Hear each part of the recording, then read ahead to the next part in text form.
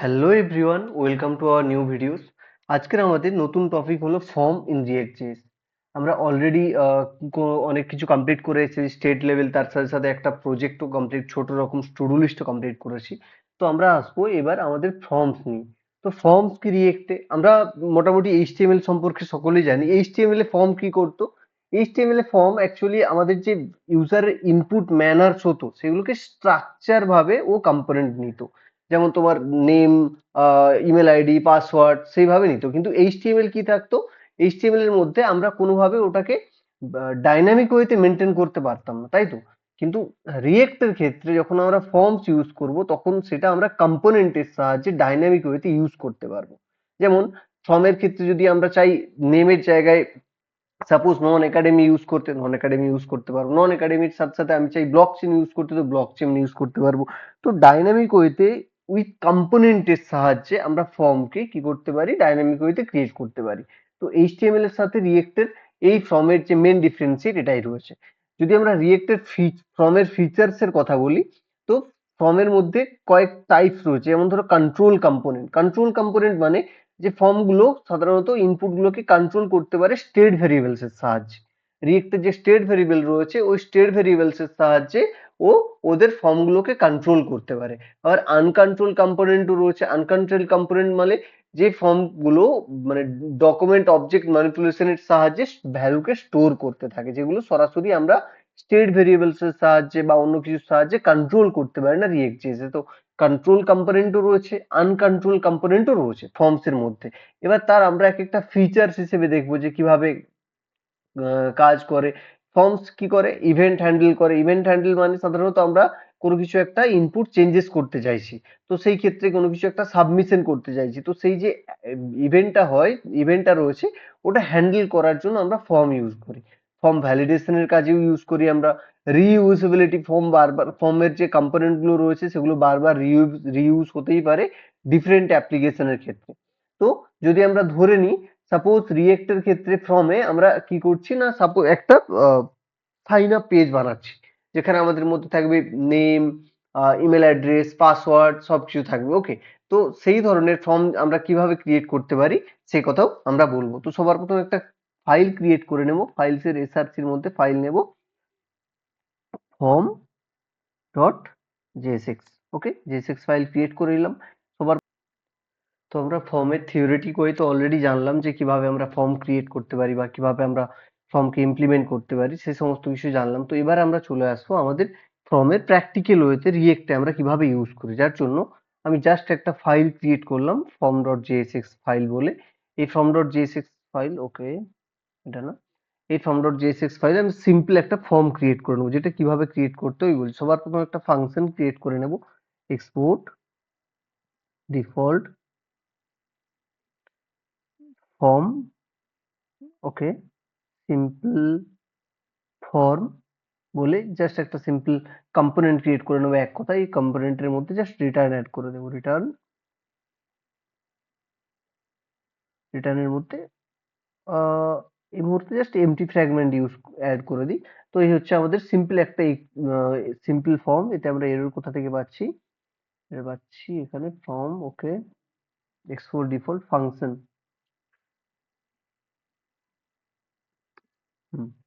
Function simple form. তো এই ফর্মটা আমি অ্যাপ ডট জেএসএক্স এ সবার প্রথমত রেন্ডার করে দিই, ইম্পোর্ট করে নিই। সিম্পল ফর্ম অটোমেটিক চলে এসেছে আমার রিয়েক্ট ভিএস কোডের জন্য। সিম্পল ফর্ম চলে এসেছে। টু ডু লিস্টটাকে আমি আপাতত কমেন্ট আউট করে দিলাম। এবার আমি যদি পেজে আসি, তো আমাদের এই মুহূর্তে কোনো কিছু না, আমি এখানে জাস্ট হ্যালো বলে অ্যাড করে দিই একটা H1 we are now create a small form in React. Okay, এই হচ্ছে অ্যাড করে নিলাম। তো আমাদের পেজে চলে এসেছে we are now create a small form in react or using react.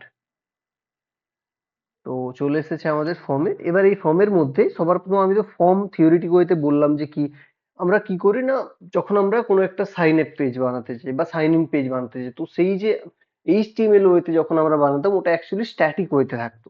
কিন্তু আমরা ডাইনামিক ওয়েতে কিভাবে ক্রিয়েট করব, সাপোজ আমরা কেবলমাত্র ফুল নেম, যে একটা সাইন আপ যে সময় নেম যখন ক্রিয়েট করা হয় তখন কিভাবে ক্রিয়েট করব, সেম ভাবে আমি একটা ফর্ম অ্যাড করছি। এবার ফর্মের জন্য যেহেতু আমরা অলরেডি বললাম যে ফর্মের ডিফারেন্সিয়েট, যে কন্ট্রোল আনকন্ট্রোল এই লেভেলের, তো আমরা সবার প্রথম কি বললাম যে স্টেট কন্ট্রোল করতে পারে আমাদের ফর্মের ভ্যালু গুলোকে। তো সবার প্রথম আমরা স্টেট ভ্যালু নিয়ে নেবো একটা, লেট আমি দিয়ে দেবো full name and set full name, okay, equal to use state. Use স্টেটের মধ্যে আপাতত আমরা এমটি স্ট্রিং হিসেবে রাখছি, ওকে, এখন কিছু দেবো না, আপাতত এমটি স্ট্রিংই রাখছি। এবার এই রিটার্ন স্টেটমেন্টের মধ্যে h1 তো অ্যাড করেছি, এবার এর মধ্যে কি করব, আমরা h1 এর মধ্যে ফর্ম অ্যাড করব, এবং এই ফর্মের মধ্যে কি কি রাখবো, ফর্ম আপাতত কিছু রাখবো না, অ্যাকশন রাখবো না, আমরা স্টাইলিং পরেই করতে পারি। তো এই ফর্মের মধ্যে আমরা সবার প্রথম তো একটা ইনপুট ফিল্ড ক্রিয়েট করব। ইনপুট ফিল্ডে কি দেবো, যে ইনপুট ফিল্ডের মধ্যে সাপোজ আমরা যেরকম টু ডু লিস্টের সময় ক্রিয়েট করেছি, যে একটা ইনপুট ফিল্ড ক্রিয়েট করেছি যার মধ্যে আমরা আমাদের টু ডু, অর্থাৎ সারাদিনের যা যা কাজ আমরা করতে চাই সেইগুলো অ্যাড করেছি। সেরকম ফর্মের ক্ষেত্রে, সাইন আপ ফর্মের ক্ষেত্রে আমরা ইনপুট ফিল্ড ক্রিয়েট করব নেমের জন্য। তো আমরা এর মধ্যে একটা ইনপুট ফিল্ড নিলাম, এই ইনপুটের টাইপ টেক্সট থাকবে, এবং এই প্লেস হোল্ডার অ্যাড করে দিই আমরা, প্লেস হোল্ডার। প্লেস হোল্ডার মানে অ্যাকচুয়ালি এটা কিসের জন্য ক্রিয়েট করা হয়েছে, তো আমাদের ক্রিয়েট করা হয়েছে এন্টার ফুল নেম, এই জন্য, ওকে, সেভ করি। তো আমাদের এখন কি এসেছে, সিম্পল একটা এন্টার ফুল নেমের একটা ইনপুট বক্স ক্রিয়েট হয়েছে, যার নিচে প্লেস হোল্ডারে আমি লিখেছি এন্টার ফুল নেম, তার জন্য এও এখানে এন্টার ফুল নেমই এসেছে। এবার এই ইনপুট ফর্মের মধ্যে আমরা কি করব, আমরা এখানে জাস্ট একটা বাটন ক্লিক করে নেব, বাটন অ্যাড করে নিলাম, সাবমিট, সাবমিট করলাম, ওকে। এবার যদি আমি এসে এখানে সিম্পল যেরকম আমরা HTML এর ক্ষেত্রে ক্রিয়েট করেছি, এটা অটোমেটিক নিয়ে নিচ্ছে তাই, এবং রিরেন্ডারও করছে না।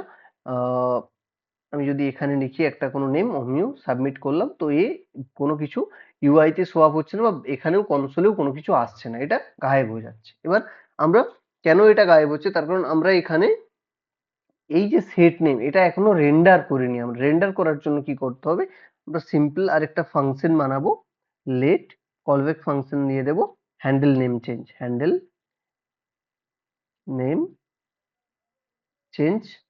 এই হ্যান্ডেল নেম চেঞ্জের মধ্যে আমরা প্যারামিটার নিয়ে নেব ইভেন্ট। এই ইভেন্টটা কি করবে, ইভেন্টটা আমাদের ভ্যালু গুলোকে ডিটেক্ট করবে।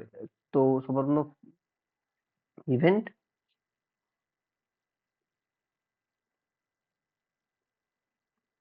এই হ্যান্ডেল ফর্মের মধ্যে আমরা কি করব না, সবার প্রথম তো আমরা জাস্ট লগ করব, কনসোল ডট লগ, লগ, এই লগের মধ্যে আমরা ইভেন্ট ডট টার্গেট। তো এই মেসেজটা আমরা তো সোয়াপ করি, যদি আমি এখানে এবার আসি, আমাদের এখানে কি করবে না, এই যে হ্যান্ডেল নেমটা বানালাম এটা আমি এখানে অন চেঞ্জে অ্যাড করে দেব, অন চেঞ্জ, যে আমাদের ভ্যালু ডাইনামিক ওয়েতে চেঞ্জ করবে, এবং এই অন চেঞ্জে কি করব না, হ্যান্ডেল নেম চেঞ্জটা অ্যাড করে দেবো, হ্যান্ডেল নেম চেঞ্জ অ্যাড করে দিলাম। এবং এইবার আমাদের ফিল্ড কি রয়েছে এখানে, সাপোজ এমটি রয়েছে, আমি এমটি না রেখে আমি সিম্পল যদি আমার নাম লিখি, সেভ করলাম, করে কি দেখবো, আমিও ইউজ স্টেটের মধ্যে এবং ইভেন্ট ডট টার্গেটটার মধ্যে চলে এসেছে আমার হ্যান্ডেল নেম চেঞ্জ অন চেঞ্জের মধ্যে। এবার যদি আমি এখানে কিছু নাম লিখতে চাই, যতবার কোনো কিছু টাইপ করব ততবার এ আমাদের হ্যান্ডেল নেম চেঞ্জের কি হচ্ছে না, এন্টার ফুল নেম ইনপুট বক্সে গিয়ে রিরেন্ডার হচ্ছে, কিন্তু আমরা এখানে ভ্যালুটা ডিটেক্ট করতে পারছি না। তার জন্য ভ্যালু ডিটেক্ট করার জন্য আমরা কি করব, ভ্যালু ডিটেক্ট করার জন্য আমরা এইখানে সাধারণত এই যে সেট, অর্থাৎ এই যে সেট ফাংশনটা রয়েছে এই সেট ফাংশনটাকে কল করতে হবে, ওকে। আমি সবার প্রথম ডট ভ্যালু দিয়ে কনসোল লগ চেক করে নিই,